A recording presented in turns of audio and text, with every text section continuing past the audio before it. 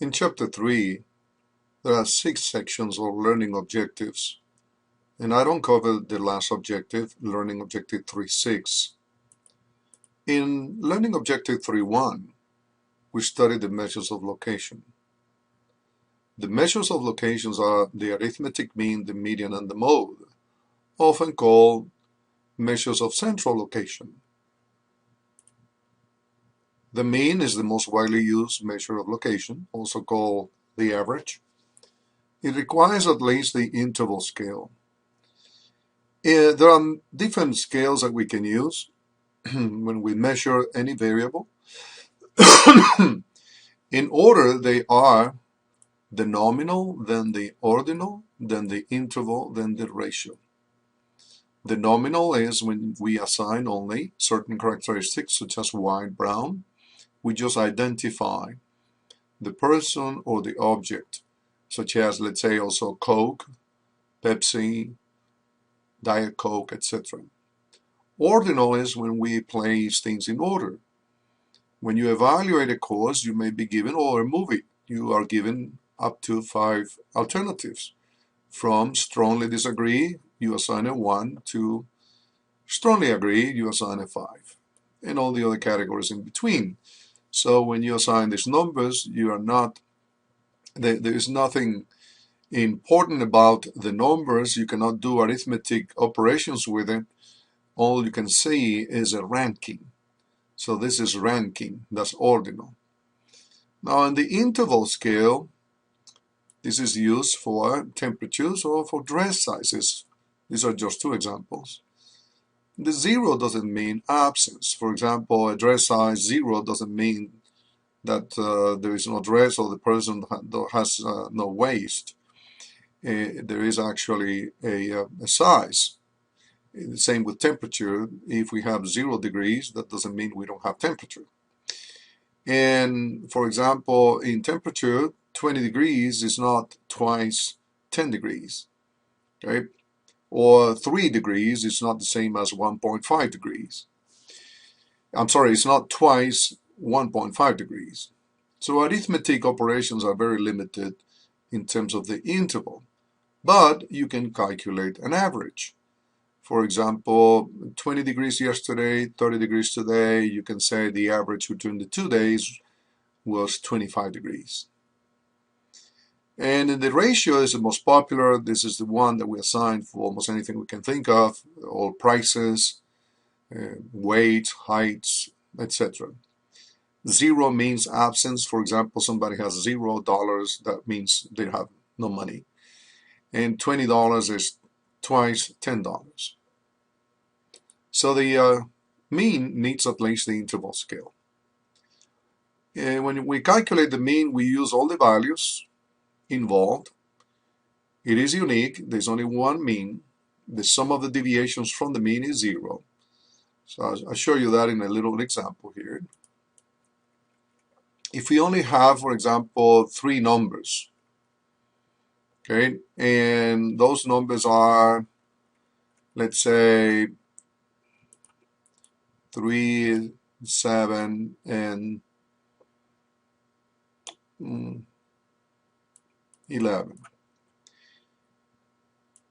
So if you add them up, you calculate the average or mean. 18 plus 3, 21, divided by 3 equals 7. So when you take each value and subtract 7, 3 minus 7 is minus 4. Now 7 minus 7 is 0. And 11 minus 7 is positive 4. So when you add this, you get minus 4 plus 0 plus 4, that is 0. That's what that means. The deviation from the mean is equal to 0. If we sum the deviation, that is this one here. It is calculated by summing the values and divided by the number of values. We may have a population mean, and the symbol for population mean is mu, Greek letter mu, is equal to the summation of x's divided by n, what I just did, the 3 plus 7 plus 11. That will be the denominator. You divide by n, capital N indicates the number of items or elements in the population. For example, there are 42 exits on I-75 through the state of Kentucky. Listed below are the distances between exits in miles. Okay? And this information is what is called the population. Why? Well, because we're considering all the exits. If we were to be looking at just a portion of those exits, like 10 exits, then we will be looking at a sample. What is the mean number of miles between exits? Well, we just have to add all those numbers divided by 42. And that number is, as you can see here at the bottom, 4.57. In statistics, we have parameters and statistics. A parameter is a measurable characteristic of a population. For example, the mean of the population is a parameter. A statistic is a measured characteristic of a sample. So when we calculate the sample mean, that sample mean is a statistic.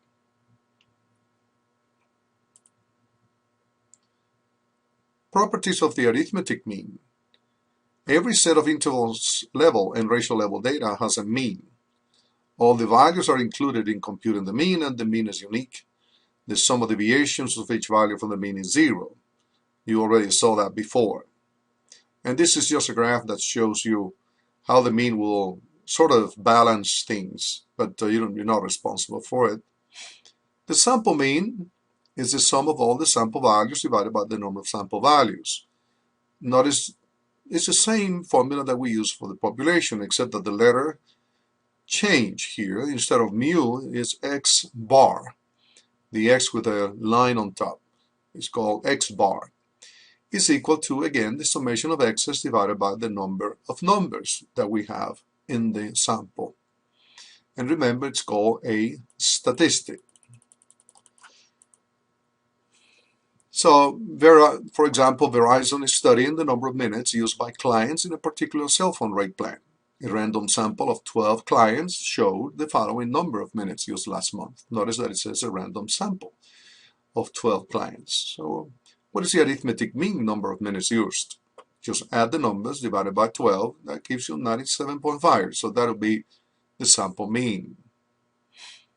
Now the median is the midpoint of the values after they have been ordered from the minimum to the maximum values. What are the properties of the median? There is a unique median for each data set. It is not affected by extremely large or small values, and is therefore a valuable measure of central tendency when such values occur. So when we have extreme values, it's better to use the median than the mean, because the mean is influenced by large values or very small values. And the median is not, because all the median does is just locate the value in the middle. It can be computed for ratio level, interval level, and ordinal level data. You can always go back and review this. Remember that ratio is all the types of data that we are very familiar with, such as income, heights, weights, GPA. Interval level is the one that is used for temperatures, for dress sizes. Ordinal level is used for assigning a quality or an identification to items or individuals, such as brown, white, blue, etc. Now we can calculate the median for this, because we can place them in certain order and say, well, the item in the middle is blah blah blah. For example, in the case of ordinal, you can evaluate an instructor from 1 through 5 or a movie. And so some people will give the movie 3 stars, other people 5 stars or 4 stars. Well, you can order those stars, from the lowest to the highest, and then just identify the number of individuals, and the median will be the value located in the middle, and we will see in a moment how that is done.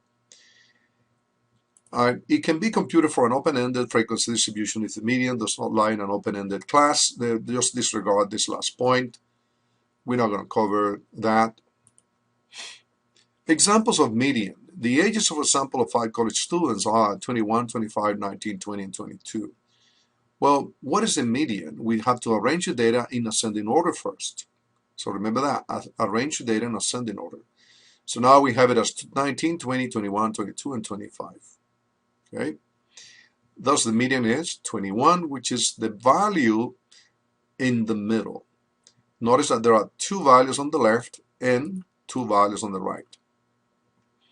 Now the heights of 4 basketball players in inches are 76, 73, 80, and 75. Arrange the data in ascending order, 73, 75, 76, and 80.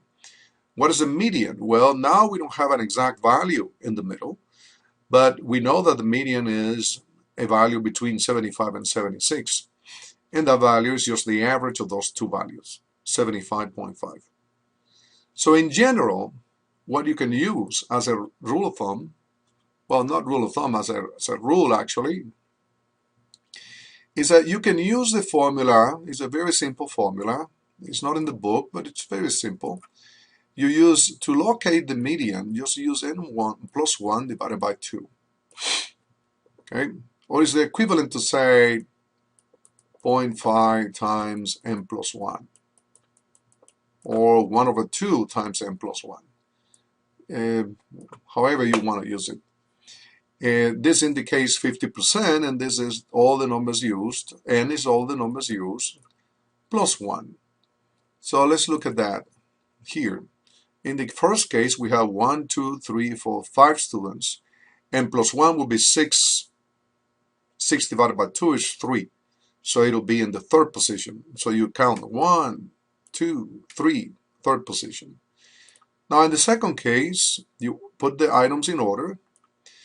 And we have 4 items. 4 plus 1 equals 5 divided by 2. That's 2.5.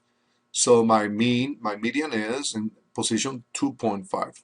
What is my position 2.5? Well, 1, 2, this is 3. So 2.5 is between the 2.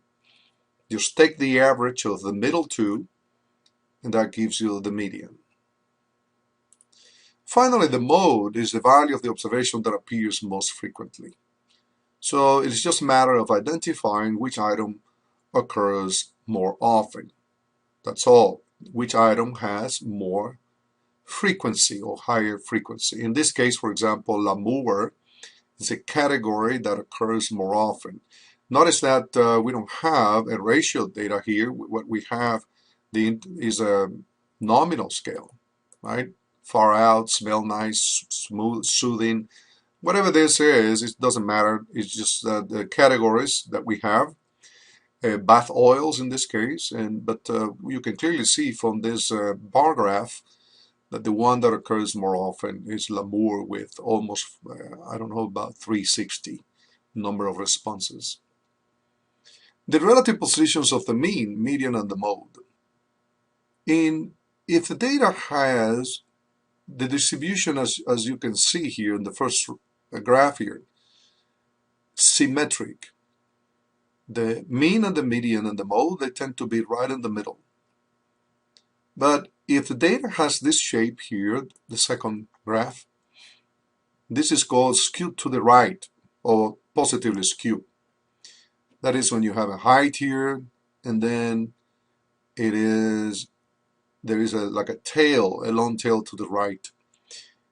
And in this case, the mean will be higher than the median because the mean will be pulled in the direction of the tail. So it's equivalent to have homes that are $120,000 on average, but there is 1 or 2 homes that are $1 million. So the average, if you calculate it, it'll be inflated because of the influence of these large values, whereas the median is not. Okay, so the median stays about the same place. Okay, don't worry about the mode. And in the other case, the last case, we have the tail on the other side, on the left side, that is negatively skewed. And in this case, the mean will be to the left of the median.